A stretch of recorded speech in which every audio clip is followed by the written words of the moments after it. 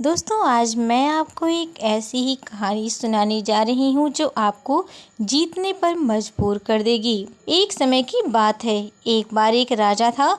एक दिन उसके गुप्तचरों ने राजा को सूचना दी कि पड़ोसी राज्य पर हमला करने वाले हैं और बताया कि यह खबर बिल्कुल पक्की है। आगे गुप्तचरों ने बताया कि सिर्फ 3 दिनों के अंदर पड़ोसी राज्य अपनी विशाल सेना के साथ हम पर हमला कर देगा और उनकी सेना इतनी बड़ी है कि उनका सामना करना हमारे लिए मुश्किल है।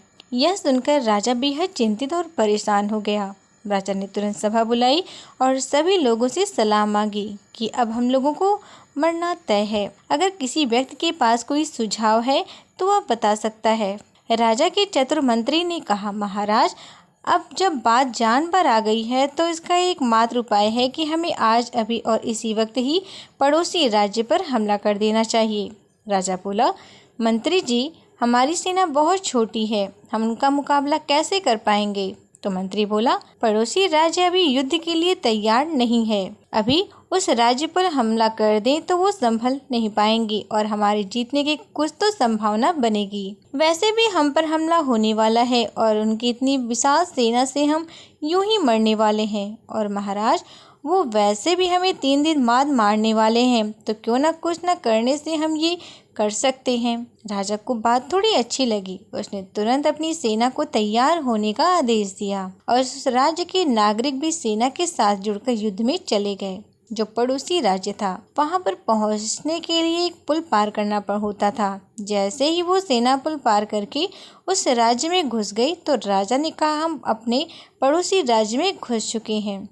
अब ये जो पुल है, इस पुल को जला दो। और जलाने के बाद सेना को बोल दिया, हमारे पास में अब और कोई ऑप्शन नहीं है सिवाय लड़ने के।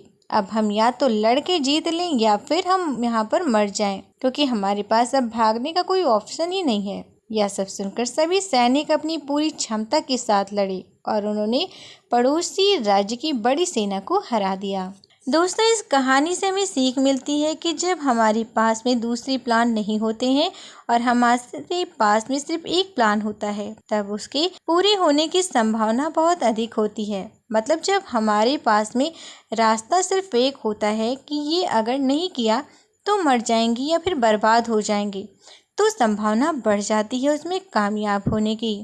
दोस्तों, हर कामयाब इंसान के जीवन में एक वक्त आता है जब उसको लगता है कि अब अगर मैंने कुछ नहीं किया तो बर्बाद हो जाऊंगा, लेकिन सूझबूझ और धैर्य के साथ लक्ष्य को प्राप्त किया जा सकता है। दोस्तों, वीडियो के अंत में बस इतना ही कहना चाहती हूँ कि हर किसी के जीवन में चुनौतियाँ तो आती ही हैं और उन चुनौतियों से बचने का कोई विकल्प नहीं होता। इसीलिए उन चुनौतियों का बड़े साहस के साथ सामना करना सीखें। दोस्तों, आपको ये कहानी कैसी लगी हमें कमेंट में ज़रूर बताएं और अपने दोस्तों के साथ शेयर करें।